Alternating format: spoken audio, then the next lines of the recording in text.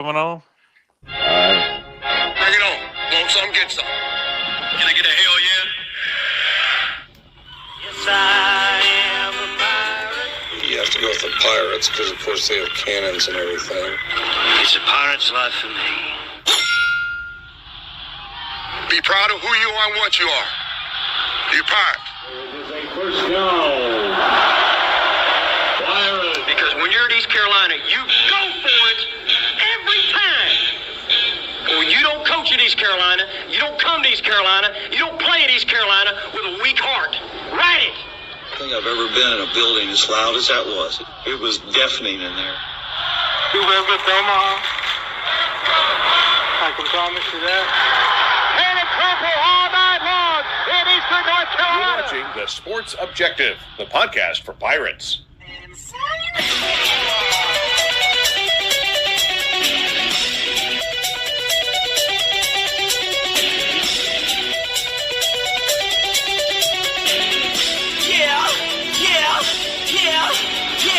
My heart is purple and gold. I'm a pirate down in my soul, and I don't back down, not at all. Find out when the cannons explode.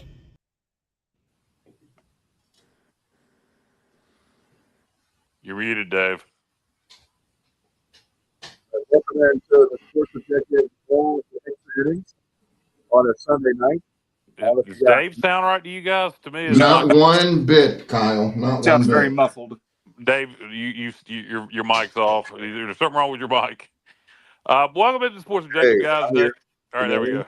For some reason, there was two audios playing at the same time. I'm not muted. Hello, I'm here. You got lag now. Well, kill the, if you have YouTube open, kill that.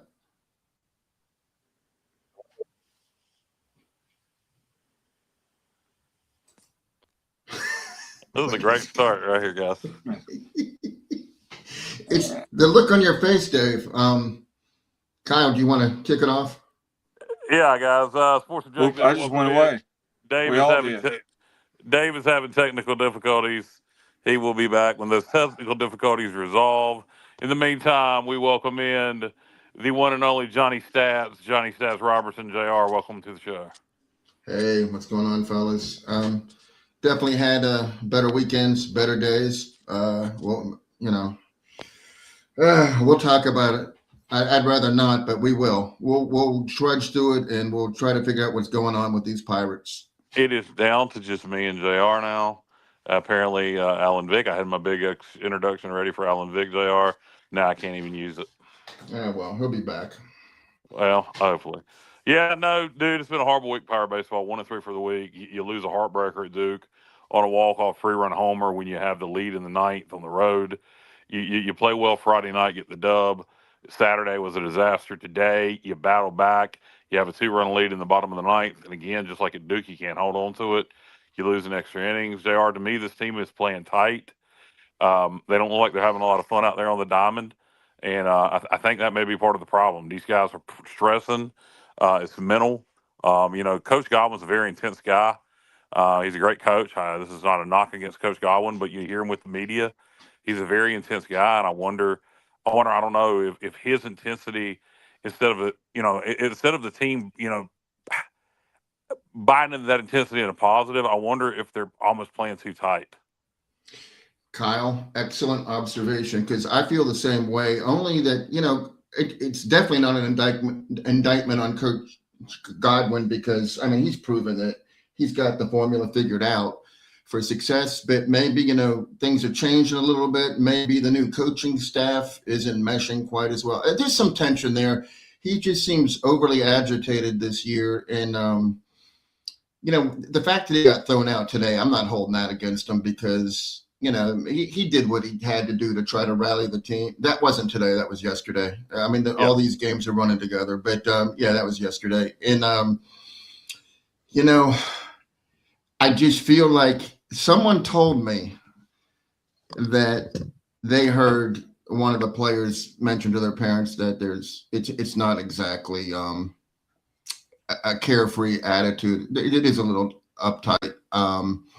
So, I don't know if that's what's affecting the play or what it is, but there's something going on there where they're just not at optimum performance whatsoever. Pitching looked great. And that was my theory, JR. And then you're saying that a player's parent mentioned that to you, and we won't get into players' names. What they didn't mention to me. They mentioned it to somebody else that mentioned it to me. But yeah, I don't want to get into that at all any further. And I certainly wouldn't put it out there if I didn't, in fact, hear it. But it makes you wonder. And hopefully everything. I thought this weekend, to be honest with you, I heard that before this weekend, and I thought, hey, you know what? Curious that. Taking 2 out of 3 from UTSA, and then we won the first game. And I still said, you know what? I'm not going to be greedy here. I still want, a sweep would be awesome, but let's go for 2 out of 3 at least. And we were so darn close.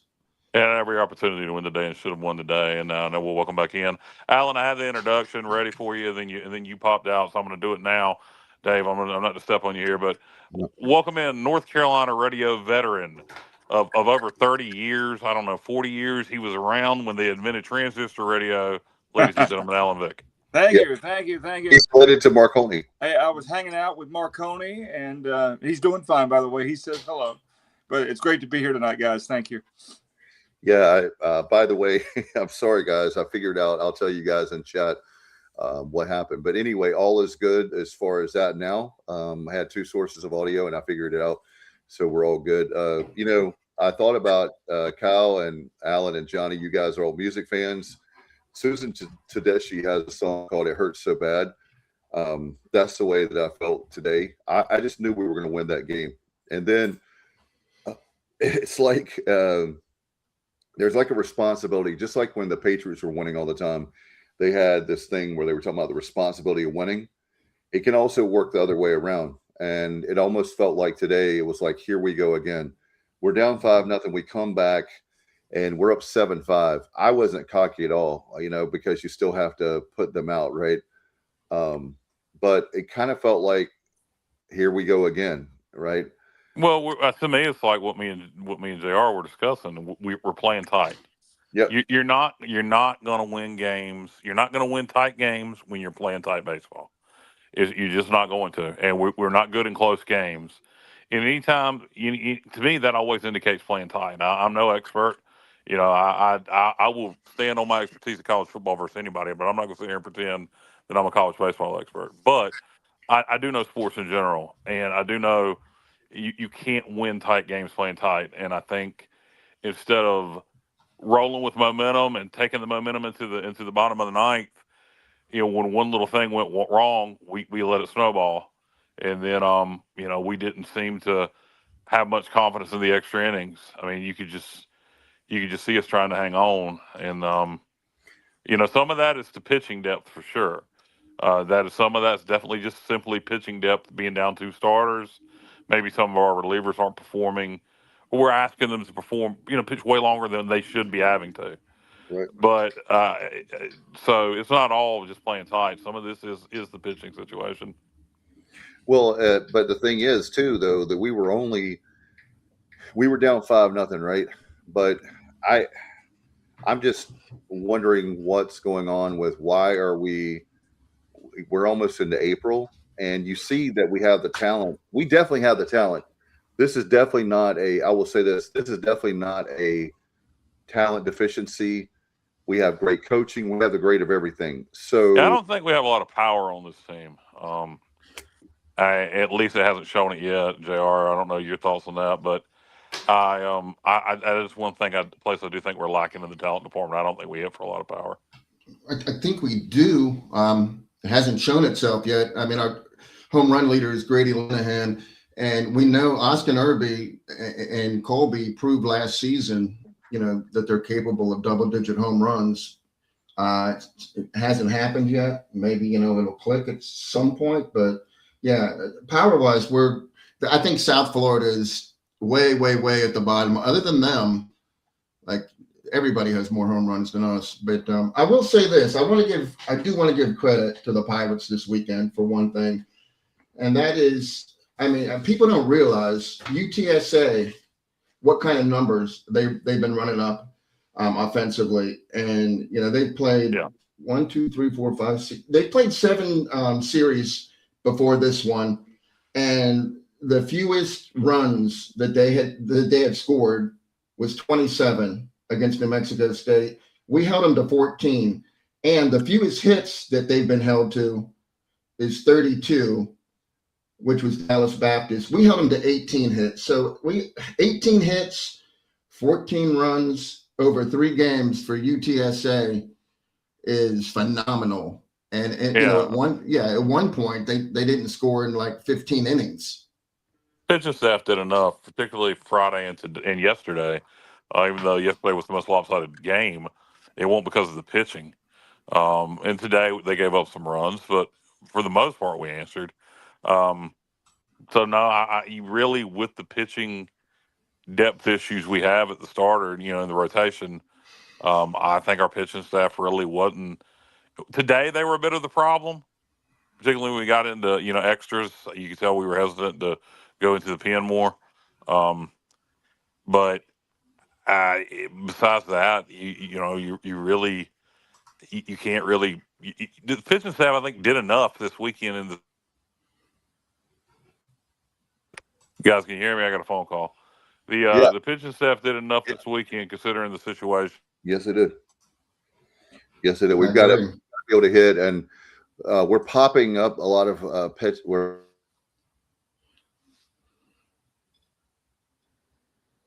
And just. Do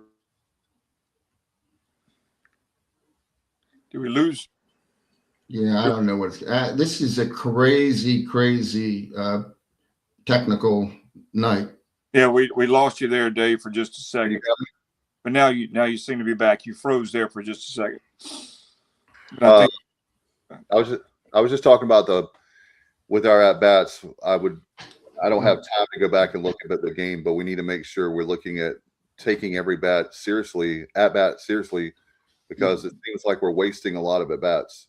Well, I want to address what Kyle was talking about, because I do feel like it, even though our pitching, based on the stats I just threw out there, pitching did very well for what we, threw out there. But, we didn't see Gavin Van Kempen, of course, and we didn't see Colby Weber. But, I mean, is Brett Antolik, is he hurt too? I mean, I know he didn't have a fantastic outing his last time out, but, I mean, we didn't see him at all. Luke Payne warmed up a couple of times. So I'm not going to read too much into that. He was available. Nick Moran must still have soreness. We didn't have him either. And, Alex Boucher is coming in to try to save the game. And I made a comment a couple weeks ago that Alex Boucher is not really a pitcher. He did okay against Penn, but he's not really someone you want to depend on. Well, I'm probably wrong about that. I mean, clearly Cliff has way more confidence in him than I thought he did, and probably with good cause, because he did pitch fairly well yesterday. He pitched 2 real good innings until he gave up the home run. But today it just took 1 pitch from him, and the game was over. So, I was surprised that we never went with Brett Antolik or like I said, I guess that the lefty Nick Moran is still on the IR for some reason temporarily. So, I mean, I don't even know what we have available. That's part of the frustration trying to figure out, how we can get through this pitching shortage, is to figure out who we have available. And I have not been able to do that. And they don't tell us anything. So, yeah. And one thing that would help that, guys, is to score more runs.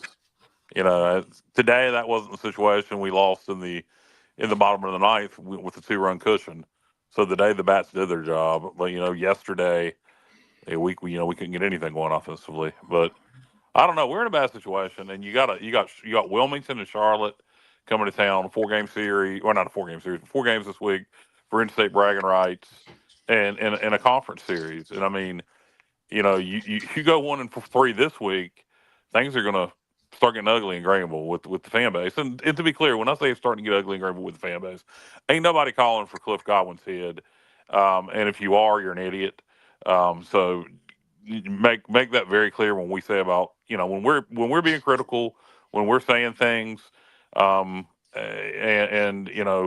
that's going to be kind of the tone if we keep losing, and the tone of the fan base. But nobody is talking about firing Cliff Godwin. If they are, they're complete idiots. Cliff Godwin has one of the best reputations in college baseball and a track record of success, and I have no doubt he'll get it fixed. But right now, and he may we may end up in a situation where we have to win the conference tournament like we did last year to make it in. There's still enough baseball left to be played where we can do enough in the regular season to make it in, but it has to start this week. And we can't keep losing close games, JR, because we're a hair close to being 3-1 on the week, or 3-1 on the week, beating Duke midweek and taking 2 out of 3 against UTSA and feeling great about things. Yeah, our 3 of our last 5 losses have been by 1 run, and we play an insane amount of tight games. Like, we played 29 games, and 10 of them have been 1-run games or a tie. In the case of the Carolina game, and we've won 4. That Carolina game is coming to bite us in the tail. Yeah, well, we're 4-5-1 in those games. That's 35% of your schedules. It's 1-run games. You've got, like you said, Kai, we got to find a way to win those games. And we're playing so damn tight. Yeah, and again, I think, I don't know. I think sometimes I don't think we're making the right decisions in the bullpen and not pull. We let what's his damn name that gave up the 2 runs in the 9th. Help me out, guys. I'm horrible with names. Was it Rose? No. Oh, you're talking about tonight, Joe Webb? Yeah, Webb. We let him stay in entirely too long. Webb. He definitely gave it everything he had, but maybe it was time to go elsewhere. Yeah, I think it's a situation where we didn't have a choice. We wouldn't have normally left him in, and we wouldn't have gone to Alex Boucher unless we absolutely. Yeah, well, you may be right, Dave, and that's what JR was kind of alluding to earlier. We don't know. So many of these guys aren't listed as injured. We don't know where the hell they are. Right. So it makes logical sense that that's who we had to throw. But who else was up in the bullpen besides Boucher? Payne. Payne was up. Yeah. Payne. Okay. Those two they've been up together a lot lately, which they never have put Luke Payne in, and I'd like to see what he can do, but Alex Boucher, like I said, 1 pitch. Here's what we got to stop doing, and I think, Kyle, this comes from being tight. I really do. Okay, we played 10 innings today. 5 of their 10 leadoff hitters, we either walk or hit them with a pitch, or they got a base hit. Great, JR. That's an obvious point that we haven't spoke about. Yes, that's killing us on the pitching mound. 390s. And 4 of those 5 leadoff batters that got on base scored, and the one that didn't score was in the first inning. And the only reason he didn't score, it was Caden Miller led off the game with a walk, and then he got thrown out at the plate because it was a fantastic play. It was Matt Lashley threw it to Carlos for the first out, and then Carlos threw it to AI, and then AI threw it directly home because he saw the guy going for home plate. It was a bullet. It was a great tag by Walker Barron, and it was a perfect play. And I was like, yes, this is how this game's going to go. We got some luck on our side, and the break's going our way, and executing very well. And that guy, he's the only leadoff base runner that didn't score. The other 4 all did. Yeah, and you're right. You talk about walks and hitting and hitting batters. Well, I'd rather give up a home run than walk somebody or hit them with a pitch in most situations. It bothers me so bad to just give free base runners. They always come back to bite you, and when you do it multiple times in a row, like we did in this game, that's a great point, JR, and something very obvious that should have been spoke to already, honestly. But yeah, and that goes back to playing tight. Those are the kind of things you do when you're tight, when you're worried about giving up a homer, and you're pitching tight. Yeah. Now, hey, their pitchers were in a similar situation. They had guys out there that weren't used to being, in those situations. So we took advantage of the same thing. We had 4 leadoff batters get on base. 3 of them scored, but we had 3 batters hit in the 7th inning. Grady led off the inning, got hit by a pitch. Then AI got hit by a pitch. and then Davin got hit by a pitch. All three of them scored. So if they weren't hitting us with pitches, we would have never got back in the game. We scored 5 runs, and we only had 2 hits to score 5 runs because the rest was errors. They had 3 errors, a walk, 3 hit by pitches. So it wasn't all our bats that was doing it there to get us back in that game. They were helping us out as much as they could. Bad base running for Colby at third, Curtis. That was. I don't know about that. I don't know. I don't know if he got sent. It was I think they thought the ball got away from the catcher more than it did. Right. That's correct. So he took off for third, and their catcher just Stuckey. It was an easy play for him to throw it down to third. Yeah, I don't know if that was Colby or somebody gave him the go sign. I'm not sure. Are we getting any chance anybody's back this week, JR? Or do we have any idea, Dave Allen? Have not heard anything about any potential returns, no. And, hey, while you're talking about that, Kyle, I thought it was really, really weird that we had Nick Parham playing shortstop in game 1. We won that game. And then game 2, Nick played shortstop again. But then, today it was Lashley. Lashley pinch hit in game 1. So I thought for sure, okay, he's going to start game 2, no doubt. But he didn't. And Nick Parham's good with the glove, but he's not, he doesn't have the same bat that Matt Lashley does. So I felt like against San Antonio, we needed all the bat we could get. So I was surprised that Matt Lashley didn't start either game 1 or 2, and then he did start today, and he was over 3. But so, I'm sorry, JR. Go ahead. No, I was going to say. So there's another example of we just don't know what injury statuses are, and I guess that's how a lot of programs are, a lot of coaches are, but it's frustrating. No doubt. John White says Marconi during the transmission of SOS from the Titanic, Alan. We were talking about earlier with Marconi. Yes. I was there, saw it with my own 2 eyes. Okay. We already talked about a bad base running. John White says, don't remind us, that would have been a 3-1 count too if he had stayed put. The ball didn't go far. Yeah. Yeah. Correct. Well, guys, we're just not doing the little things, and that was one of the hallmarks of a Cliff Godwin baseball team for so long is the fundamentals, and they were going to do the little things, and you're going to win the 1-run games more than you lost them because it was a Godwin hallmark of a Godwin team. But last couple of years it has not been. We're not doing the little things. We're scuffling. We're losing games that we would have normally won over the last couple of years with the little small ball things that aren't going well.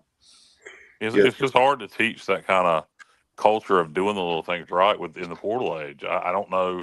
Like I said, I think maybe that's some of this is Cliff's using the portal. I just think it's the adjusting. Again, maybe I'm wrong on this, but maybe just he's not able to build things from scratch like he used to for everything. Kind of ECU baseball teams have always kind of the ones that have been great under Cliff have had his personality, if that makes sense. Yep.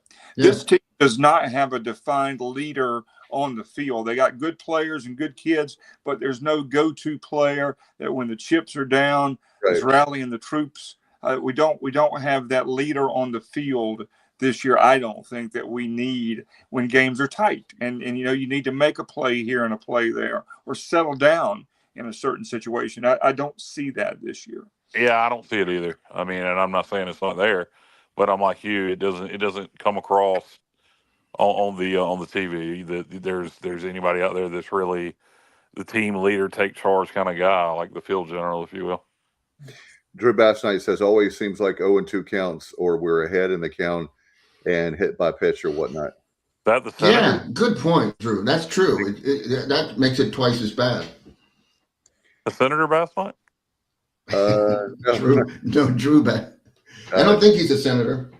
No, he's not. Is Senator Bassnight dead? Yes, he is. Well, it wouldn't be him then. Yeah, Phil Bassnight. Yeah. Joshua Pruitt says the term walk-off will come to define the season.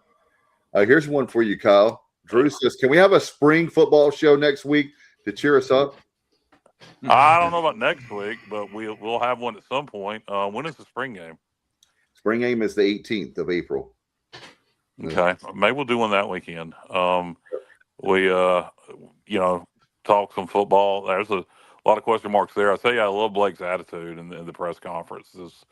His spring press conference, and that's something we'll talk about later in the show. But if you haven't listened to that, you need to. Yeah. He's sitting there in a complete rebuild and talking about winning the conference championship. Yeah. And so he's putting it all out there, and I applaud him for it. And we'll see what happens. And I'm not. Go ahead, Alan. I'm sorry. I'll say, Blake is very transparent as you can be, in this day and age, and that's. I think people respond to that. Just having a coach that's not up there just going through the motions, saying the same thing over and over and over and over. You got a guy who's just being a regular guy, and on top of that, he's winning. So that makes a huge difference. It really does. I think Blake is one of those people that we're seeing, and this will really tell the tale because this is all his, from the coaching staff to the players. He built this entire thing, but I think Blake may be one of those guys that's a lot smarter than people realize he is. That is 100% accurate, Kyle. And I tell you why, because we talked about it before. If we were all hanging out at a barbecue, or if we're at the baseball game and Blake shows up, he don't try to distance himself and be the VIP. I'm the head coach of East Carolina. He doesn't let it get to his head. He's very grounded. He is one of us. And that's the thing. There's a lot of things like we talked about the last show, but Blake is willing to talk to big donors. He's willing to do parties, hang out, do whatever to sell his program. And I think that is really, really been, in fact, Drew says Blake is a hell of a person. Absolutely. You're spot on, Drew. We were pulling hard for him when he took over as interim coach because he's such a good guy, but we know that it takes more than being a good guy to have I knew he could motivate. That was something that when we took over as head coach that I picked up on right away, and that's why I kind of, if everybody remembers, I said hide and watch several times because I knew he'd be able to motivate that team. And my question was, he earned it, so I wanted him to get hired. My question was, could he do it the next season when it was just a motivating situation? And He did. And then you look at this past offseason, I like his hires on paper. We'll see if he made the right hires, and we'll see if they made the right decisions in the portal. This is going to be all his team. But we'll talk about that more later. We need to get back to baseball. Yeah, in fact, Turtle Boy says, do we need to move some money around for football and try to hit the transfer portal with the money? Talking about baseball. With the money. Yeah. You mean for baseball? Yeah. No, we can't take away from football. What we need to do is spend more on football, so football wins at a higher level, so we're creating more revenue. Then we'll have more money to give to baseball and basketball. Yes, but at the same time, there is nothing that's going to create more money. You get East Carolina into the playoffs in college football. There's nothing. If a team has a run for the playoffs, from it from game 1, game 2, like we're red hot. You're going to see every game pretty much sold out, and nothing will make more money. So yeah, you put more money in football.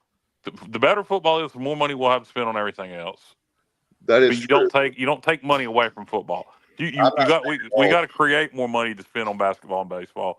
Right. I'm not saying, and let me be very clear. I agree with Kyle's saying. You don't take away from football. What you do is you've got to put more of an emphasis on basketball, and you have to get the dudes in for baseball. We have a good team. I think the difference is that there's some players that we're not getting. And we've got to be, and I know that coach doesn't like it, so I'm not trying to start an argument with him but for me personally, we are in rev share right now. And if we need to get, right now, if you said, how much is it going to cost to get these players to come into East Carolina baseball, same thing with basketball, then we need to do it. If it's $10 million, $5 million, whatever amount, I want to win. And let me tell you something. My coach said to us seniors in baseball, He said, Mike Perrell, God rest his soul, I miss him a lot. My former baseball. Did you say 10 million or 5 million? Were you talking about baseball? Yeah, my high school baseball. Oh, no. 10 million or 5 million. Were you talking about baseball with that? Well, whatever we have to spend. Oh, yeah. It wouldn't take me nowhere near that for baseball. Well, I'm talking what I'm getting at. We're used to getting the dudes, the big time, like the Agnoses of the world, those kind of guys, those kind of players that come in. And I think that there's a few of those guys we're missing on. I could be dead wrong, but I do believe that we're going to have to spend money on baseball, on those players to win at the level we're used to. I think that we're so close right now. It might be one dude, it might be two dudes. I'm not saying that we're missing out on a whole bunch of players. I'm not saying that talent evaluation is off at East Carolina. No. I'm not saying that. So let me be very clear. It's definitely not at the high school level. But we're going to have to I'm going to have to, that's one of those things. My point was my high school coach said, when you get tired of losing, you find a way to win. And I think that comes from the fan base. I think that comes from. Well, I mean, we're not. Look, the baseball program's not. We just went through the NCAA tournament last year. I mean, and we still may make it this year. It's not like we've fallen apart. No. But we don't need to get to the point where we're falling apart. If we need to spend more money on baseball, we need to figure out a way to spend more money on baseball. But it just can't come at the expense of football. And it really can't come at the expense of basketball because we can't afford to spend less than basketball. So there are enough people that love baseball that will give directly to baseball. To make sure we have some more money to spend on that on players. Yeah, and that's what just like what Garrett Blackwater did for, and maybe John White and some others that follow the program really close. I get it that way, but I think we would have a different tone. Everybody would. I'm not making excuses, but Braxton Trammell is a huge. That was just a huge hit. I mean, and we talked about lack of power. Well, he was leading the conference in home runs when him and Boucher had that collision. And I mean, if we had him, that's somebody that we did recruit and we did get him in here, but he's not available. And now with these two pitchers, hopefully they'll be back sooner than later. But I'm not making excuses. Is Braxton out for the year? Who's that? Braxton. He's out for the year, right? Yeah. I mean, I don't think that's official, but I think it's written in stone that it would be probably foolish to bring him back before then. He's definitely going to redshirt. You have Conley, you have Rose, and you have South Central. That three of the top high school teams in the state for baseball recruit those teams. Is what Drew's saying. We got Dixon, but yeah, I agree, Drew. I agree. Basketball is more so than baseball, but yeah, I agree with you, Drew. Drew was asking, is Vogely done for the year? We needed his power. I don't think so. I think he is. He will come back. I have not heard. Again, we don't know. Thank you. That's another one I didn't even mention because I forgot about him. How important? Go ahead, Jared. I'm sorry. No. I was just going to say he's out of my mind because I just don't know. I just consider he's not available until I hear differently. And he's a great kid. I hope to get him back. How important is this coming week to the remainder of the baseball season? I mean, I look at it, I think, and I know, JR, you disagree with me. I think if we beat Wilmington, I think if you take two from Charlotte being one of the better teams in the league, that's fine. You got to get some sweeps later when you're playing Rice and Tulane and Memphis and Wichita, these bad teams. You got to sweep them. But I think if we go do you think we got to go 4-0 this week? I think 3-1. Here's what I think, Kyle. 3-1. I think that the Wilmington game, if you're going to lose one of those, it has to be the Wilmington game, and I don't want to do that. But we have to sweep Charlotte because it's a home series. We haven't won a series at all since March of last year against Rice, and we've never started the season. You mean swept a home series, since March of last season against Rice. But Charlotte took the series from South Florida this weekend, didn't they? Yeah. Everybody is 4-2 or 3-3 or 2-4. Yeah, that's something to mention. With everything that's going on, we're a game out of first. Yeah, but does it matter if you win the conference? Winning the conference doesn't guarantee you anything. Like you could win. No, it'll help. It'll help your resume. If you win the conference, you've done and you get some midweek games, you're going to be a bubble team. Yeah, we got to Oh, sweep man. though. We've never started since the 2017 season when I we don't think we didn't. have to sweep. I think Yeah, if you go 2-1 against them, 2-1 against no. South Florida, 2-1 against Florida Atlantic, and then sweep Wichita, sweep Tulane, sweep Memphis, and then take care of business in the midweek, I think we get in I don't without having know. to win the conference tournament. I would like to hear what people out there think because I feel like we need to sweep Charlotte because it's a home series. I'd rather be sweep honest, them. our margin for error is getting very small. Yes, Yeah. yeah, we got to start taking every weekend series, and we got to start winning midweek games. We can't keep losing close games. Right now, like I say, we're a couple of runs away from feeling really great about this week. Yeah. If we don't But, win 3-1, if we don't win 3-1 this week, our RPI would probably be up in the 30s now. Yeah, it that's the would thing. because it went up to 43. Went up to 43 after that game 1 win. What I was saying. Sorry, John. No, I was just going to say, Dave, that we've never started since 2017 when we didn't make a regional. We've never started out a season 3-3 in conference like we are now, ever. We were 6-0 last season. We were 6-0 in 21, 4-2 in the rest of them. So we've never been 3-3. That's why I feel like we just have to sweep Charlotte, and it's not even likely. I don't think that it's an easy task. I don't even think that we'll do it. But I feel like we need to. But that's my feelings. I'd rather sweep Charlotte, but I don't think that the season. I don't think that the season's. I don't think by not sweeping Charlotte, if we go 3-1 this week, that we're in a situation at that point where we're going to have to. There's nothing else we can do in the regular season to make the NCAAs without having to win the conference tournament. I mean, there's still plenty of baseball left to be played. Now, you go 1-3 this week or 0-4, you're done. Yeah. You're going to have to win the conference tournament. Yeah, I was going to say, guys, we're down. We're just over. Johnny, help me, but I believe off the top of my head, we are at 29. We're over halfway. Yep. So we have 27 games left. That was one of my questions tonight. I'm going to put Alan Vick on the spot. How many games do you think we have to win out of the 27? What's our record right now? We are 16, 18, 11, or 16, 16, 12, and 1. 12. I think we got to win 20. 16, 12, and 1. And out of the last 27, I'd say 19 minimum. Oh my! To do what? To get into a regional? Yeah, I'll say 20. Yeah, I say 23. You think we got to get 39 wins to get into a regional? Absolutely. Yeah. I don't think so. This is a different time, Kyle. We don't rule the roost anymore. Yeah, there's a lot of good teams out there. 36 wins with the schedule we have remaining. Regular season wins. I count what we do in the conference tournament now. With the schedule we have remaining, we would be probably, if not top 25 RPI, we'd be really near it. Turtle asked, that was the Carolina game, Turtle. He's from Greensboro, where I was born.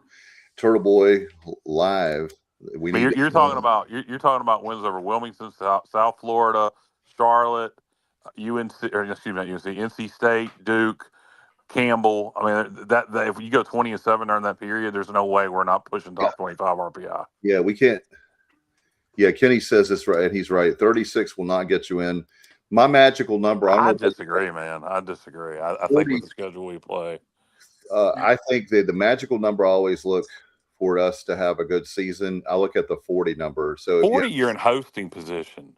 Yeah, we're going to have to go on quite the run to get to 40 wins. That's just, I don't think that's going to be attainable. I think it probably isn't, and especially with our pitching situation that it is. So you think we need 38 in the regular season to get in, JR? Yeah, and I'll tell you, I do one of my things I do is I break down for the last, I guess, 7 seasons, maybe even 8, what every team had to do that made it as an at-large. I looked at all their resumes, and I know that our resume needs to be like way, way, way better than what it is. Right, what 12-7 is a stretch based on pitch. Yeah, he's saying to even get there 12. Yeah, John, do you think it's 12-7, 36 wins? Do you think we would be in, or do you think we would be in? We would be a bubble team, or we would be out? Justin's saying 35. Justin says 35 wins gets us in. Wow, I say 36. I want to know what John White thinks. He says not enough consistency on both sides, offense, pitching, and defense. Yeah, he don't even think we're going to get to 27. Well, all right, JR, what if we go? What if we get to 36, finish second in the conference, and make the semifinals of the tournament? Says if we did 20-7, he says that we're in. So he thinks 20-7 we're in also with 36 wins. Yeah. He's just saying he doesn't see us going 20-7 because of. Yeah, I understand what you're saying. Okay. You're doing all you can to put yourself in a position to not have to win the conference tournament to get in.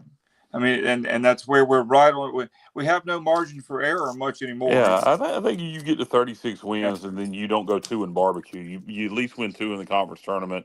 And with that funky Cole Medina format, I mean, finishing in the top 4 becomes imperative. What I was going to ask you guys, thank you, Kyle. I was going to ask you guys, I think last week, a sidebar really fast. What do you think about that new format? I've eaten dinner, but if you want to have a salad bar really fast, we can do that.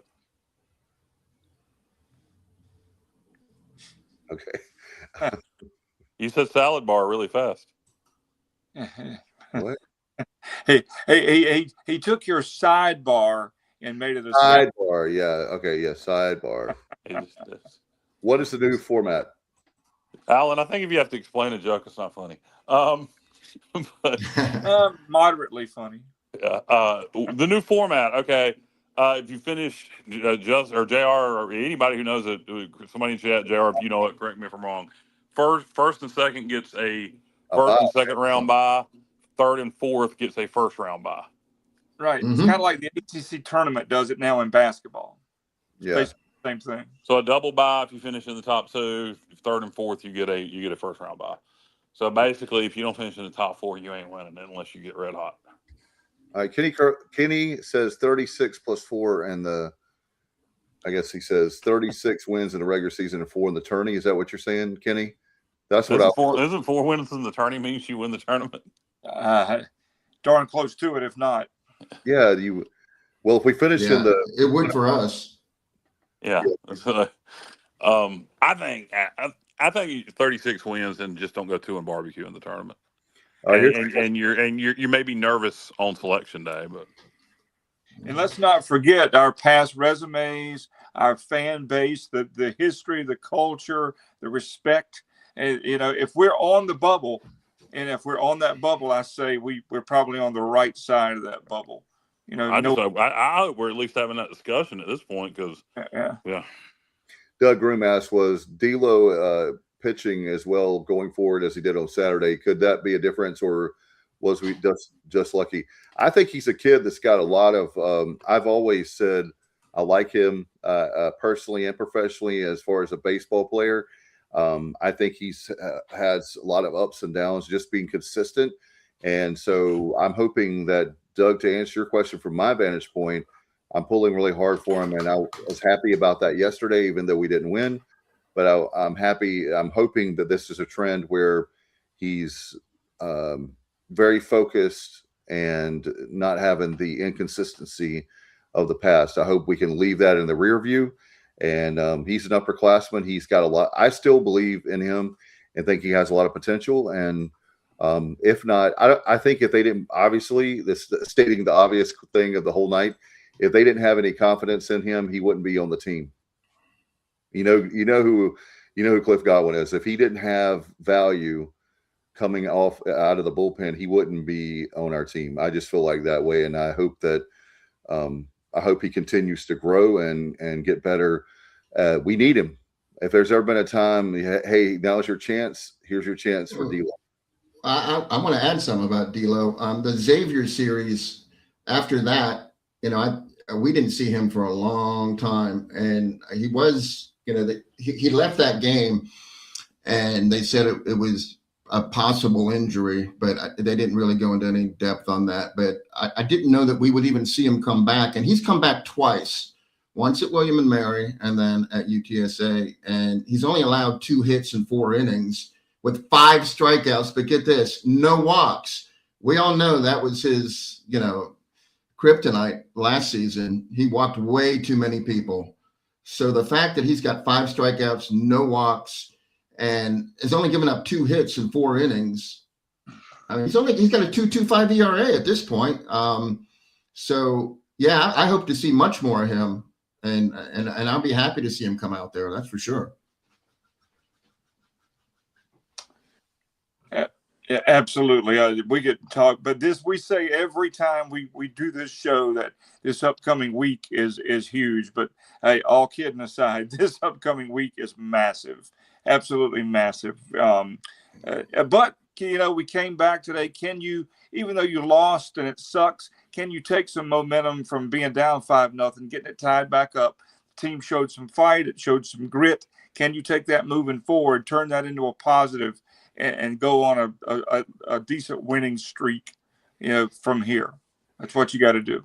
Drew says the live RPI, Johnny, is 52. Just need to win games, basically. Yeah, exactly. That's what I think. I think if there's still enough baseball to be played where 36 is somewhere around there. I think we'll be high enough in the RPI where we, bare minimum. There's a caveat to that, though. We are 52 because we actually gained points in the games that we lost to UTSA, because UTSA is, that was on the road. But at Charlotte at home, that's why I say we have to sweep, because losing to Charlotte at home, our RPI is going to drop. And then to get, it takes a long time. RPI currently? Oh, it's not good. I mean, it used to be. It was at one point. I think it's 58 now or 59. But we're playing them at their place, so that's not tier one. We're playing them in Greenville. No, I mean we're playing. Yeah, we're playing at home, so that's not a tier one. We're playing at our place, which really puts the pressure on that you have to win at home. You just have to. You have to win at home. Yeah, that's going to be this week. Anytime you have a homestand, talk about that. We got to win those games, and literally with Wilmington on the clock Tuesday night, guys, just focus.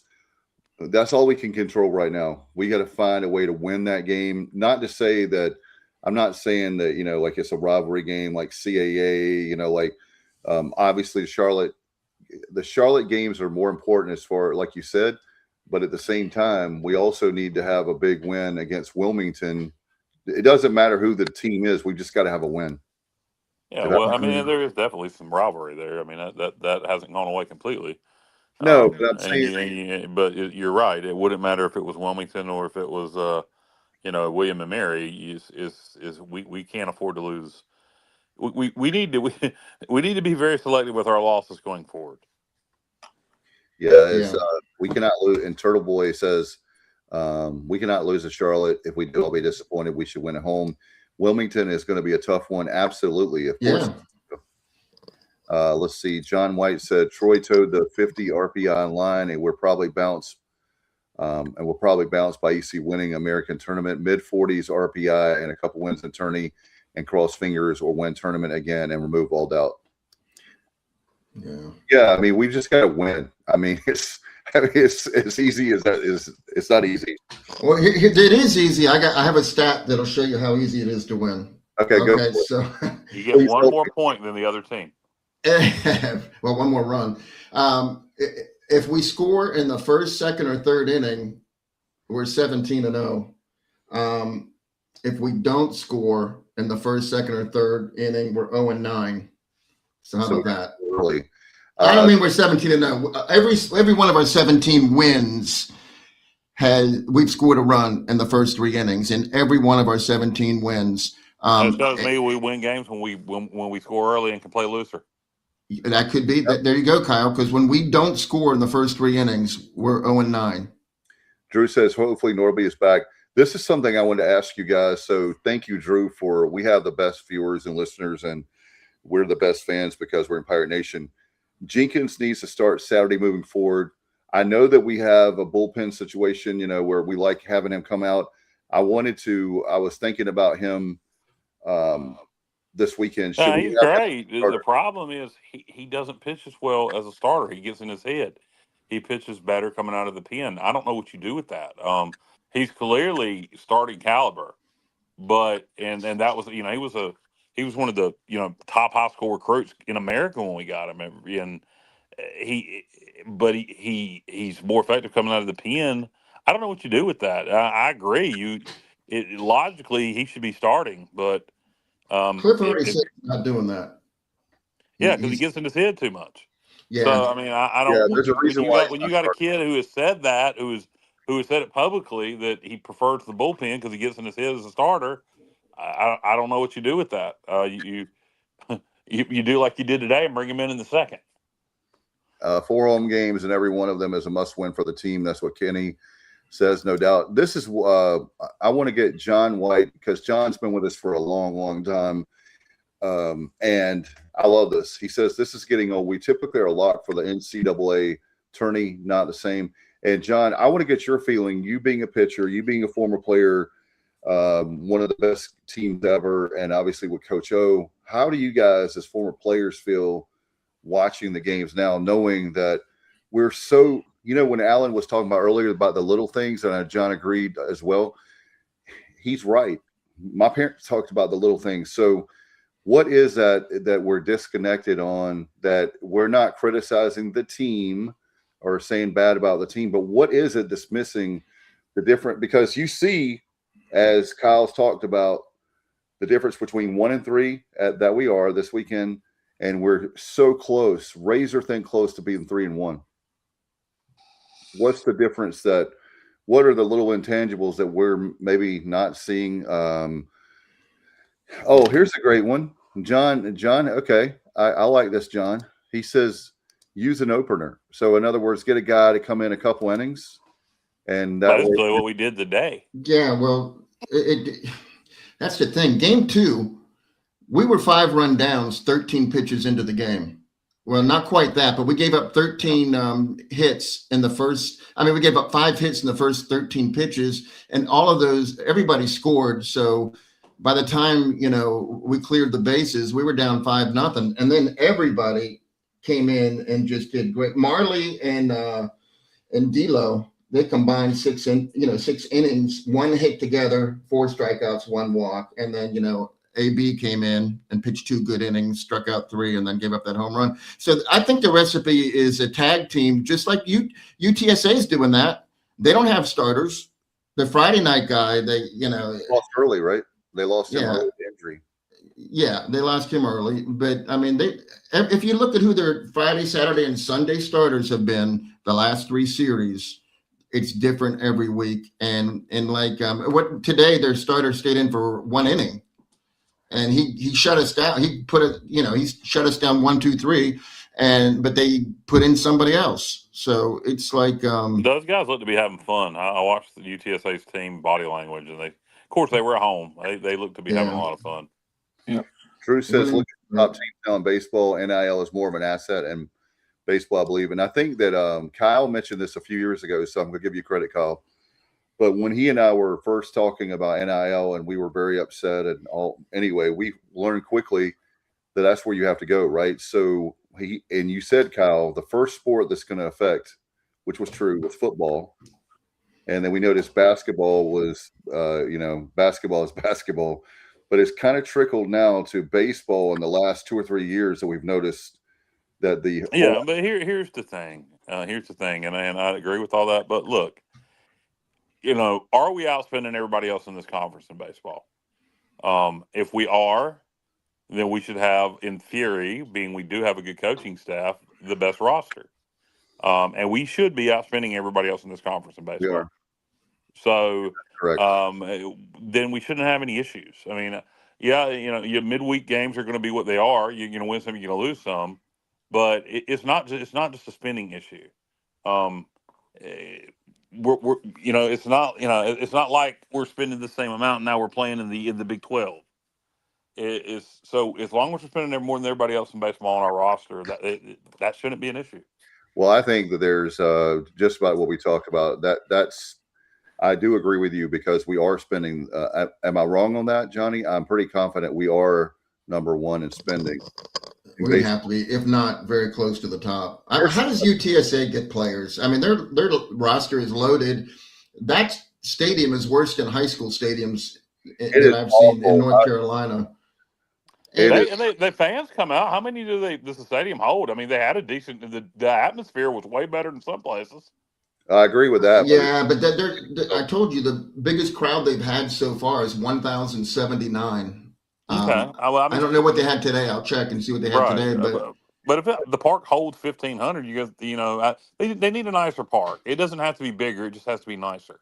Yeah, definitely nicer. But if you look at their roster, a lot of Texas kids. So that's one advantage they have. They're getting Texas kids. They're not going to A&M and Texas. Drew says the lefty guy is it Hoagland seems like a beast. Yeah, 2.1 innings, 1 hit, 3 strikeouts. He got the job done. He really did. Yeah, I was surprised today we didn't play the lefty late in the game. Boucher in. Kenny and I feel the same way. I'm just trying to figure out if this team about to take off or fall apart. That's how I feel, Kenny. Yeah, right now it could go either way.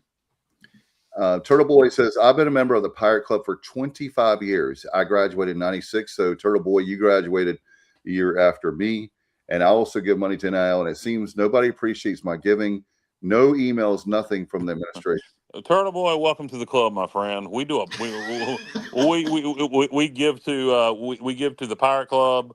We give to NIL. Dave gives at a really high level, and we all give to NIL.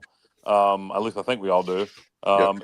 So we don't get recognized either, and we do a podcast. Hell, half the time the administration doesn't even want to come on our show anymore. They used to get everybody, but since we happen to be critical every now and then, and maybe sometimes, and I'm trying to get better at that. Maybe sometimes I'm over the top, or have been in the past, with my criticalness and use colorful language when criticizing, and I'm trying to get more grown up with my criticism. You're doing good. Well, thank you. I'll still cuss though, but I am trying to get more. I'm still trying to get. I'm trying to get more grown up with my criticism. So but the point to Turtle Boy is, don't just look at it like I look at it. You're doing it because you love ECU. Everybody else, in our administration, for the most part, didn't go to ECU. They didn't grow. I didn't go to ECU. They didn't grow up in Eastern North Carolina. They have no ties to the university. They're just working here, and they're paid pirates. And so, don't worry about it. You support the university, and at some point in time, we're going to have people there. And I heard John Gilbert recently, and somebody clip this coming up. I heard John Gilbert talking recently on an interview. I believe it was with Holton. Holton asked him about why people didn't reach out, and he said it's a staffing issue. Well, you maybe don't trust Kyle from LaGrange, although you should, but you can trust Dave Richmond. You can trust Alan Vick. You can trust Johnny Robertson. You can trust Bubba Rosenbaum. We're not going to ask any money. Give us some numbers that you want us to call. Give us a list of numbers of people that used to give. Or maybe Pirate Club members who quit buying season tickets, or maybe season ticket holders that are in the Pirate Club. Your staffing issues, you got plenty of Pirates out there that are involved enough and love the Pirates enough that will contact people on behalf of the Pirate Club. Just give us a list of names.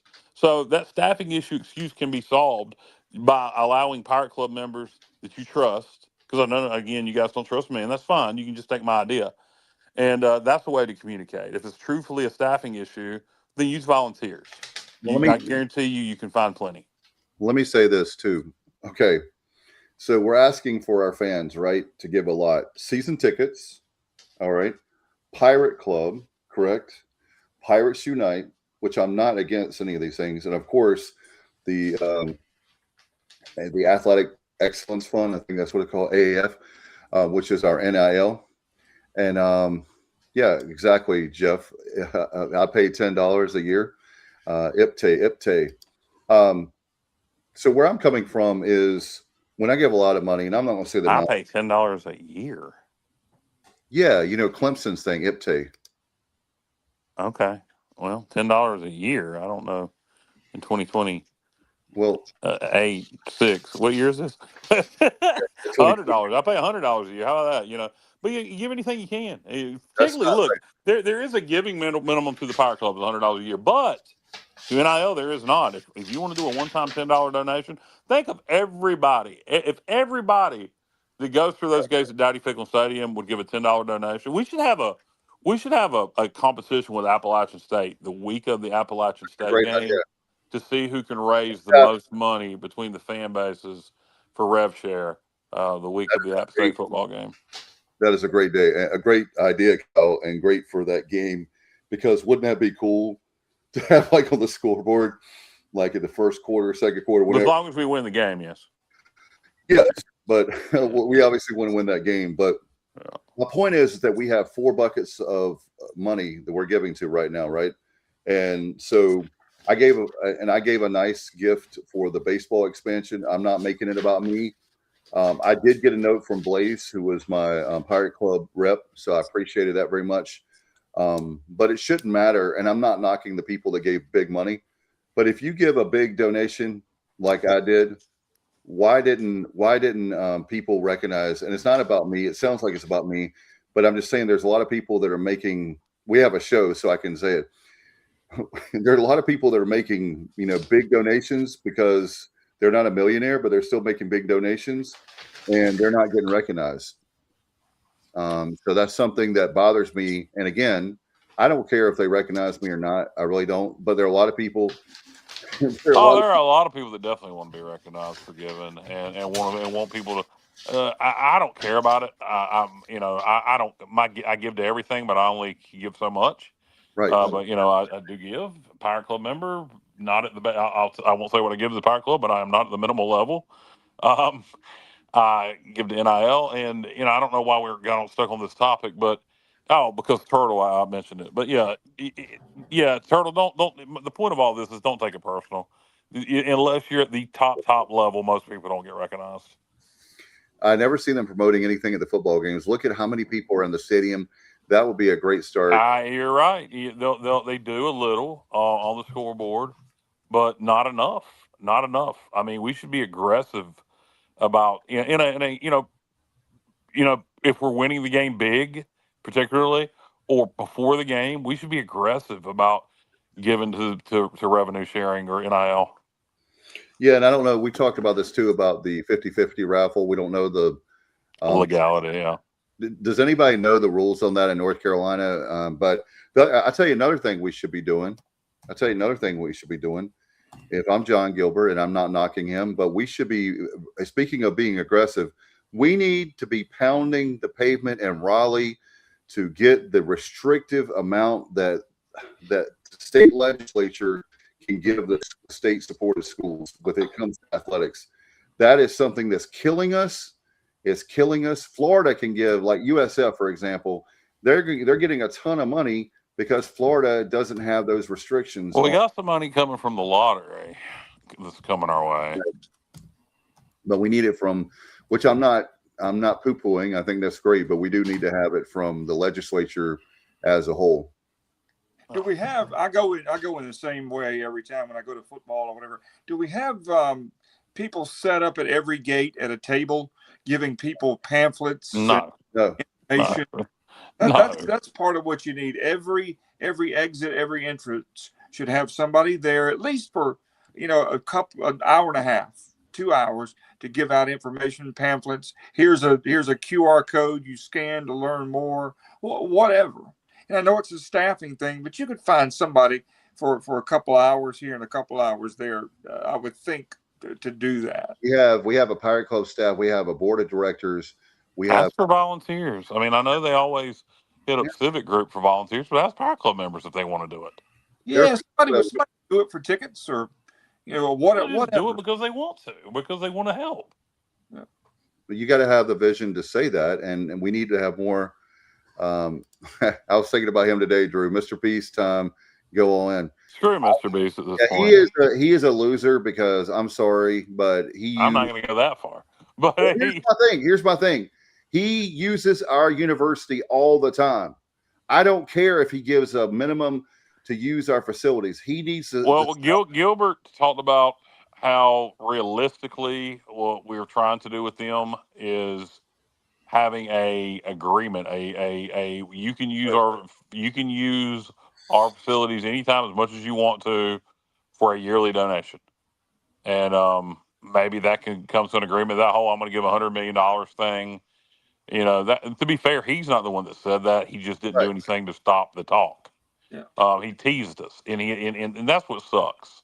Right. And that's what he's, and that's what for this community, for Eastern North Carolina, and for the university, that's something that clip this. That's something that he should, think about. Is he teased a whole bunch of people in Eastern North Carolina? Whether he said it or not, he allowed it to be thought. And it sounds like Gilbert wants to get into something with him where we have a relationship for a yearly donation for him to use our facilities as much as they want. And to me, that sounds fair. I don't know what that yearly donation would be. I'd hope it would be in the millions. That's the problem. It's not. It's not. I agree with you 1,000%, Kyle. But that number is not big enough. Just think of the publicity that Mr. Beast got from that rumor. Exactly.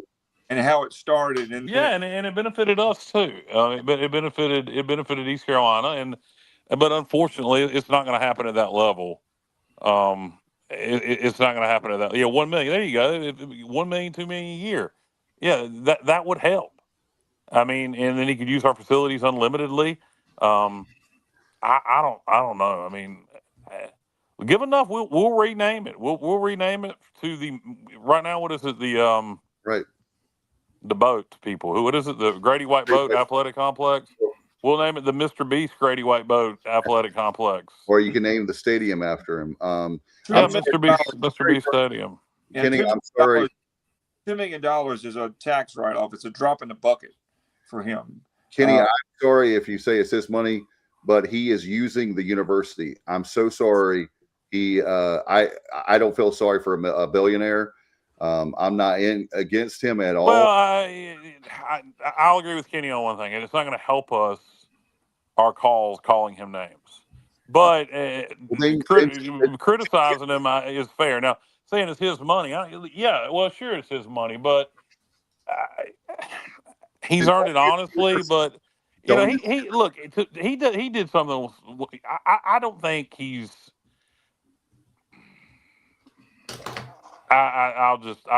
He did a video one time that really pissed me off, and I won't get into that on the air. Mr. Beast, we want your help, and I hope you would find it in your heart to give to the university. It's like Elvis. It's now or never. Turtle Boy says, where I live, the fire department does a 50-50 raffle, and they make a ton just by selling tickets. That's a great idea. And again, to be fair, we've talked about it ad nauseum. Yeah, to be fair to the university, I don't know if there's any legal issues.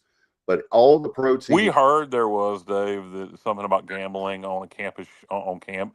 But gambling laws have changed in North Carolina. So how does it affect 50-50 drawings? I've seen it at the military bowl, where somebody walked away, with several $1,000s at the night of the NC State military bowl. So, I mean, you not only would it, if it was allowed, be a good fundraiser to go to rev share every football game. But, somebody would walk away with a nice chunk of change also. Right. So basically, I may have to move churches, Alan, if y'all know where a good church. But I'm a good Southern Baptist. But I'll tell you right now, if I had it my way and they legally could do it, I'd put a sports book right there at Dowdy Ficklen Stadium. I'm sorry. There's been a Southern Baptist and a Methodist? Yes, I do. You do? What is it? The Methodist walks out the front of the ABC store. The Southern Baptist. Close. The Methodist will speak to you when they see you at the liquor store. Yeah, I've heard those jokes actually. They said Turtle Boy says, heck, they could sell out of tickets at one football game. Amen, brother, for that. Robert Dedrick says, isn't that Town Bank Tower naming naming soon? Mr. Beast Tower. Town Bank paid $3 million. No, they paid $3 million total. Unfortunately, Robert, I wish it was $3 million a year, but it was. Yeah, we seem to take too little money, in my opinion, for naming rights. Yeah, but maybe it's just. And I'm not against. And let me be clear, Kyle. I appreciate Town Bank a lot, but yeah. You look at how many times. I hope they get outbid this time by somebody giving, 3 times, 4 times that. I like this idea. A-Win, one of our regulars. 50-50 sponsored by Grover Gaming. There you go. I like that, A-Win. And again, I hope if there is some laws, let's change those laws, because They're archaic, antiquated, and we need to make sure that the fans would buy our fans if we can do it. If and when we can do it, we will make a good chunk of change on every. I'll tell you what, if we can ever get John Gilbert or Ryan Robinson or anybody from the university back on here, well, I maybe we can ask them directly if that's something we can do. And I don't know if they'll know the answer or not, but we can at least put it in their ear. Yeah. Well, hopefully, we'll definitely have to see how that goes, fellas. Obviously, did you want to talk more about baseball, or we can? If it wasn't for JR, we'd be able to get them all on the show. JR, I'm the one holding them back. Wait a minute. How did JR become the problem? I'm going to stick up to JR. Everybody knows that Gilbert hates JR. Oh my Lord! Secret's out. Dang it. Hey, Dave, I did have one more thing on baseball. Not really Pirate. So last season, there's only 35 at-large bids available. Only 4 teams that were not power. What do you want to call them, Kyle? What do we call them? These baseball should be the Power 3. Yeah, well, anybody, and I'm going to include Oregon State in that because they're a perennial. They're a national power. So 4 of the 35 teams were non-power schools. Southern Miss, their RPI was 21. UTSA, their RPI was 18. UC Irvine, their RPI was 23. And Dallas Baptist, I'm not sure what their RPI was, but it was in the 20s. So that's why it's so hard. Those were the only at-large teams that weren't from power leagues last year. Yeah, 31 of the 35 were from the Big 3, and I added Oregon State. Yes, sir. Wow, that is very concerning. It is, because most years you have the belt with 3 teams in every year. You have Conference USA used to be a multi-bid league. The American, I think, should be this year. You got the new Pac-12 starting next year that you'll have DBU, Oregon State. I'm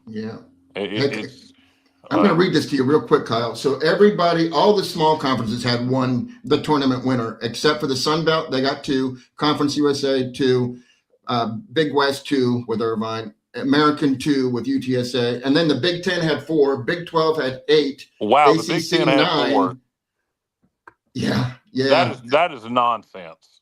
You know why? Because they inherited UCLA and USC. Good. And okay, Oregon. Good point. So, good point. All right. Good point. The only traditional Big 10 school that made it was Nebraska, and then the SEC got in 13. So that's why we're not. That's why I'm worried, Kyle.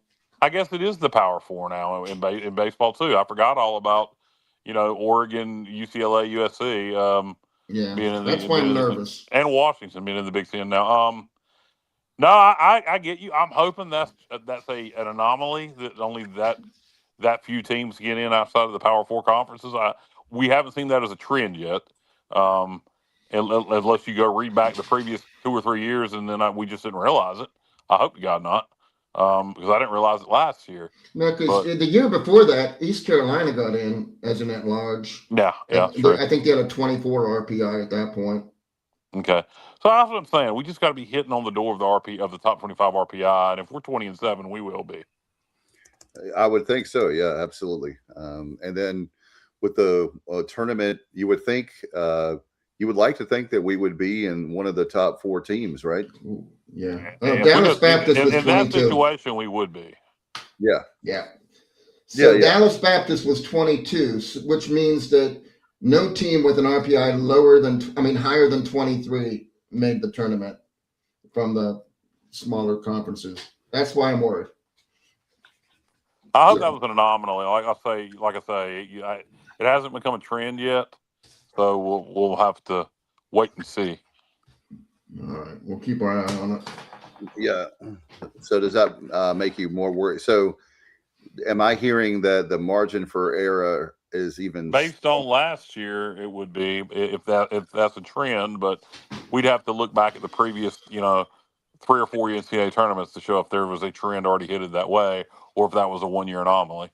I will say something that would work in our favor is there's a lot of teams struggling right now. Like, so what we're going through, a lot of teams are going through, including like LSU, who's still third most they have the third best odds to win the whole thing, but yet their record is worse than ours. So, and the RPI is worse than ours. So, maybe you guys are right. Just keep pushing. Just keep getting that number up, little by little.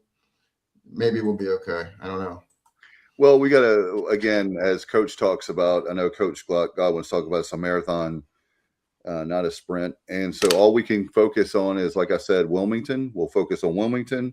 And literally, as the cliche goes, it's one game at a time. And I think when going back to Alan's point way earlier about the intangibles, the little things, I think I just have a gut feeling. We talked about this before. Kyle talks about, like Jenkins being in his head. I think they're trying to do too much. I don't know if that makes any sense. Like they want it so bad, and that makes them play tight, right?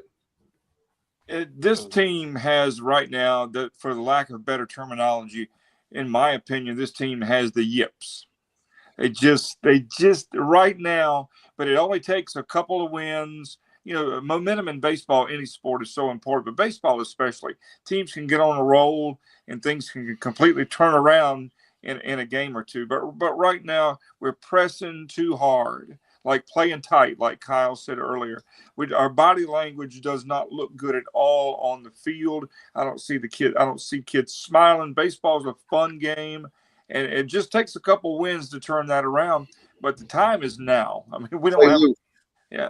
What do you have? Hey, what do you have to lose? What do you have to lose? Yeah, we're getting to the point now. We got to play loose because we got to go. That's just the bottom line. We got to start winning some games immediately. Yeah. Hey, before we do leave baseball, we can't not mention Ethan Norby. That was ridiculous what he did. That was definitely his second best outing. No one's going to top the Coastal effort from last season, but this was darn close. So everybody calling for Ethan Norby to maybe lose the Friday spot. I'm sure there are a lot of people. To who at this point? We don't have anybody else healthy. Well, that's true. This is before the two injuries to Weber and Van Kempen. So pitcher of the week. Ethan's our guy, man. He's our Friday guy, and he's going to carry us. So he looked like he was having fun, though, didn't he? Yeah. Well, maybe that's the secret. He was loose. He looked like he was having fun out there. Yep. Extra innings player of the week. Who you going with? So pitcher of the week is obviously Norby. Who you going for the player of the week? Who you got? I know it's a tough week, but we still pick. Is there anybody? I mean, give a bright spot for a player being called. Who was it? Who did we have last week? I think we had. It was Davin Whitaker, and then I think Colby the week before that. Yeah. I mean, I guess we should probably give it to Braden Burris. Yeah, Braden had the best series this weekend. I mean, statistically, did he not? I mean, he had a couple of hits in all three games. Not a lot of runs or RBIs, but hey, he did. He's Braden again. So I mean, I'm looking forward to him. The rest of the season, setting the table for us in the leadoff spot. Awen gave a super chat. Thank you to Awen once again. Thanks, Awen. $5. Let's go. And if you would also like to get shouted out there on the Sports Objective, give us your money. Super chats. That's what super chats are all about. Give us your money. We take that $5, we thumb wrestle for it, and the winner takes all. That's how it works. Super chat. I'm super chatty. Let's see. Ethan, All-American self came out. Exactly. Kenny says Brandon. John White says Burris, obviously. Okay, thank you, John. Turtle Boy says the team is deep, featuring 23 returning players and 19 newcomers. I didn't know we had that come back from last year. Not a lot of starters. But is he talking about football, the two deep? No, I thought he was talking about baseball. Is he talking Oh, about there's football? no way he's talking about baseball. That's too many Baseball, they're players. playing 32. Yeah, it must be football. Okay. Is he going football? Yeah, well, that's not enough for the roster. So I don't. I, He's saying baseball. It's only 30 some on the team, bro. 32, 33. Well, 34, I think, is the act that you can only have, but you can, you My can bad. redshirt people. Now you corrected it. And you It's can football. grandfather clause. I think he there's a meant couple he meant, players. he meant football. Yeah. So I assume is he talking about the two deep? Yeah, I was So assuming. I mean, guys that didn't play a lot last year, we have quite a few guys returning on defense. We played a lot of guys on defense last year. Who is returning? I was trying to who do we have back on offense besides Brock Spalding, guys? Kyler Pearson. He's not really a starter. He just comes to mind. Who do we have? That's a good question. Engelman, TJ Engelman. He played quite a bit at running back before he started. He got a little. He wasn't carrying the ball the best, but man, TJ Your Engelman's guy, got a lot of Jaquez potential. Petaway, Kyle. That's your Yeah, guy. well, you know what? He may be. I'm anxious to see Petaway in the screen game. Engelman, who I think has got a bright future at running back. I actually like our running back room quite a bunch. Blake does too. Even though we lost guys like Montgomery to Florida, I really don't think we took a step back in the running back room. No, I don't either. Dylan Lorick and Tyler Johnson are coming back. You just never know who's going to step up. So I'm not discounting, their contributions, but they definitely were not getting a lot of snaps. Yeah, we did really well in the portal in the running back room. And the kid from Havelock, Johnny Williams, I don't know where they're even going to put him. He was a running back. I think he's a wideout now. Yeah, we'll go over the roster when we're more prepared. And hold on, we would have what's his name back? The quarterback that you always botch his name. The one that started the Jordy Lowerly. No, the quarterback that started the. The quarterback. I thought you said cornerback. No. Jesus Christ, Didda. Cheston Didda, yeah. He was coming back until Kyle decided not to go to the bowl game, and then that's my fault. It's not.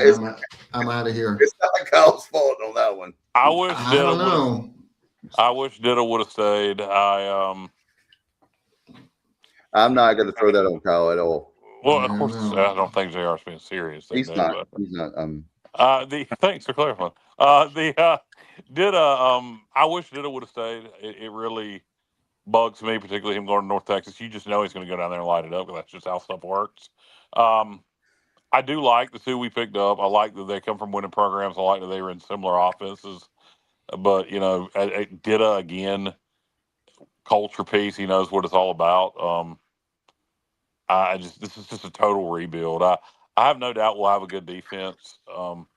It's just a total rebuild, and I think the pieces are there. I do think we have the pieces to be a good football team. And here's the good news: we're not the only ones going through this. Exactly.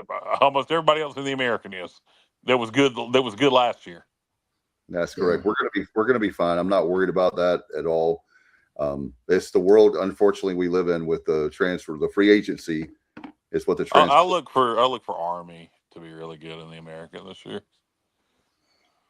So you want Army? They're going to. I'm not making any picks this early, but I do think they're going to have a big bounce back here. Yeah, they have a great coach. They have a returning quarterback. That's important. When they don't have a returning quarterback, they have like an off year. When they have a guy that knows how to run that offense, very efficiently, they do well. So that's a good call, Kyle. Kenny Curling says Emory Williams is a big quarterback. Yeah, he's a big boy. He's 6'4". I mean, will he win the starting job? I don't know. I know Bubba. I guess he won't mind me saying this. I know at least early on, he thinks that I can't think of his name now. The other quarterback, the Texas Tech Wake Forest kid. Oh yeah. Who's our other quarterback, guys? I'm drawing a blank. I usually know it like. Good Lord, none of us can name our. Mitch Griffiths. Mitch Griffiths. Thank you, JR, for saving us. Mitch Griffiths. So will it be him or will it be Emory Williams? Time will tell. Also, post spring, not only us but just throughout America, those kids that enter the portal that didn't get picked up by anybody, they're going to be waiting to see if anybody picks them up. It'd be interesting to see. There will be additions to roster post spring. There's still kids in the portal. You can't enter the portal. There's not a second portal period, but you can still be signed from the portal if you have roster spots available. And it'll be interesting to see around the country what kind of movement is made post spring. How many of those kids sitting in the portal get signed?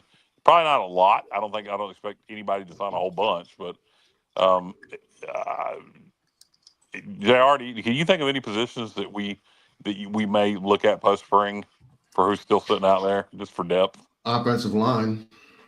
Yeah, but everybody needs depth. Yep. I like what we did on the O line in the portal. I do too. Well, that's because we got a guy from Southern Miss. I know you like that kid for sure. Yeah, I liked him, but even more so, I like the kid from Kennesaw State that was a starter on a conference championship offensive line. And then we've had 3 really good pickups in the portal on the O line. We could use some depth pieces, but I think that's maybe we did better than most teams in the group of 5 is on the O line in the portal. We could use some quarterback as well. Yeah, I don't care about chess and data leaving. Bubba says, great news is that Emory can't leave if Mitch wins the job like he could have last year. Great point. That's right. A great point. That goes both ways. Well, I mean, I guess he could leave, but he wouldn't be able to transfer and play anywhere. So there'd be no need to. All right. So, that's going to be an interesting battle. The quarterback battle is going to be quite fun to watch. I'm going 9-3 this year. Way too early prediction. Yeah, too early. Yeah, I got to do a lot of research on a lot of teams, and there's too many unknowns. I don't know how anybody can make a educated prediction right now on as we sit right now, we'll go 9-3. I really feel. I just did this a couple of weeks ago, and I refused to participate. Yeah, I mean, it's. I mean, what are you basing it on? Yeah, you just if you look at the teams we're playing, I would say Alabama is. Yeah, we went through the schedule, but I haven't looked at App State's roster. I haven't looked at USF's roster. I haven't looked at Tulsa's roster. We can play Tulsa this year. You get the point. Yeah. So I got to look at all these other teams' rosters, see what they got coming back, see what they did in the portal. Somebody like Temple, I don't think, and I could be wrong, I don't think they lost as much in the portal. They've got a good coach. They could take a big step forward this year. So a lot of things need to be looked at before I make any predictions. I will make one prediction. I would be shocked if we have a losing season based on everybody else going through the same crap we did. Right. And if you look at it, if we were the only ones going through it, then I would be very concerned. But we're not. Everybody that was good last year in the American lost most of their team, and many of them their coaching staffs. That's correct. But I have the Alabama loss and 2 conference losses. That's what I'm going with right now, and we'll talk more about that. Obviously, it's way too early, so we'll keep working on that, guys. Were there other things you want to talk about here in the roundtable tonight? I've got to go in a few minutes to pick my kids up, and I'll come right back. It's really close by, but we can just close it out when you need to go, unless there's some topic that is pressing that needs to be discussed. Yeah, obviously. Montgomery left, right? Did he leave? Yeah, he's playing for Florida. Yeah, that's Florida. Yeah, obviously NCAA basketball, quite a weekend. Duke is gone. Carolina does not have a coach. We think NC State does have a coach.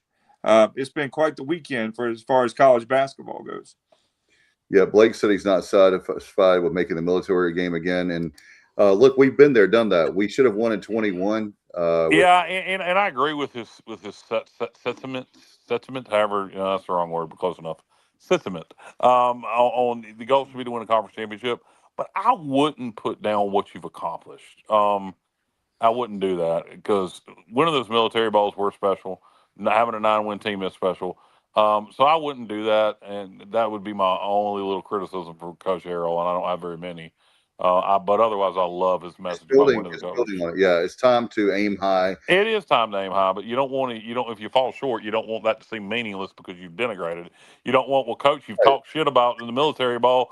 Now we got to go play in the Myrtle Beach Bowl. We don't even care. So you got to be, to me, you got to be careful with that. But yes, the goal should definitely be to win the conference championship. Should be every year, and I'm glad he's saying it publicly. I absolutely love that. Oh, and here's another thing: possible Jeff Lebo return. Yeah, I've heard that as an assistant coach. Yeah. JR, what are your thoughts and what are you hearing on that? I haven't heard anything other than what we just talked about in the group chat. I don't know. I wouldn't be opposed to it. Dave, you hearing something?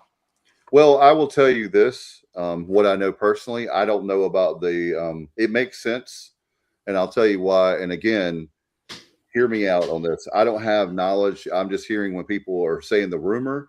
So I will tell you how it makes sense. How it makes sense is we didn't have. We were a coach.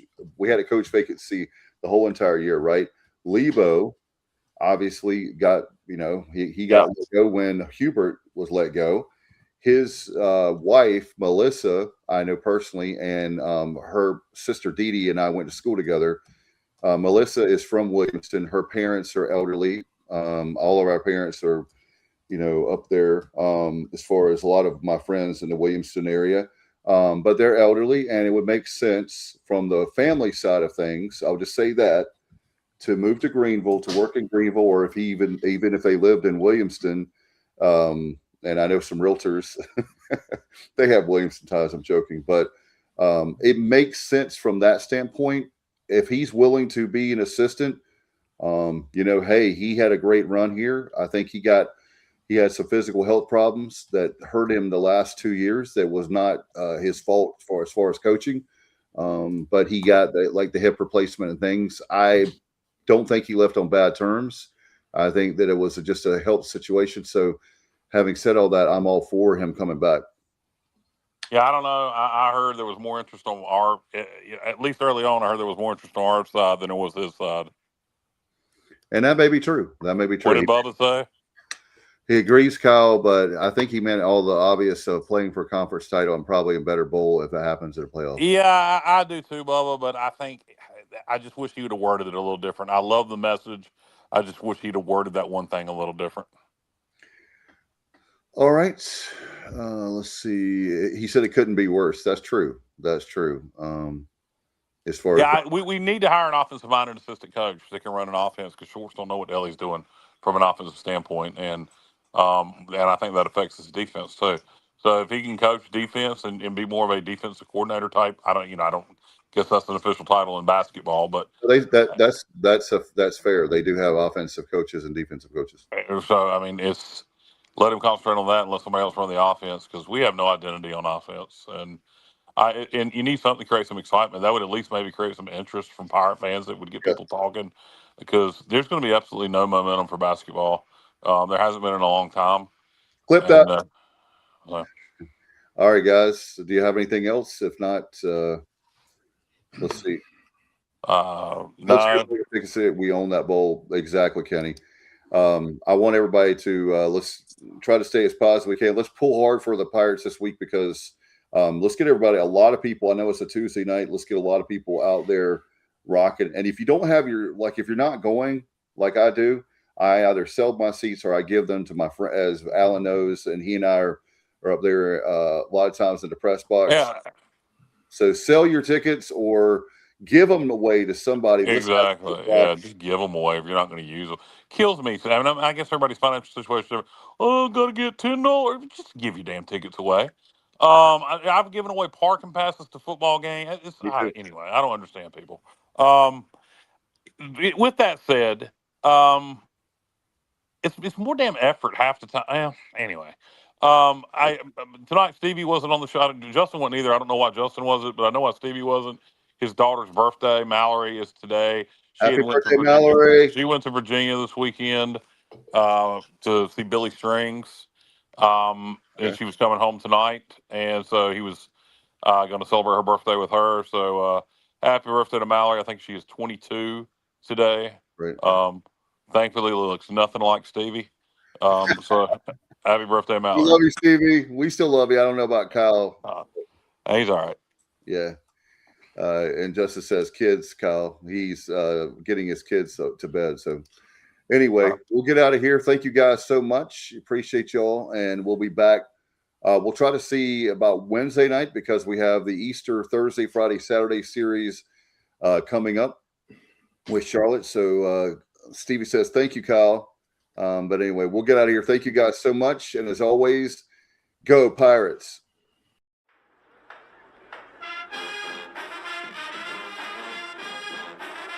You're watching The Sports Objective, the podcast for Pirates.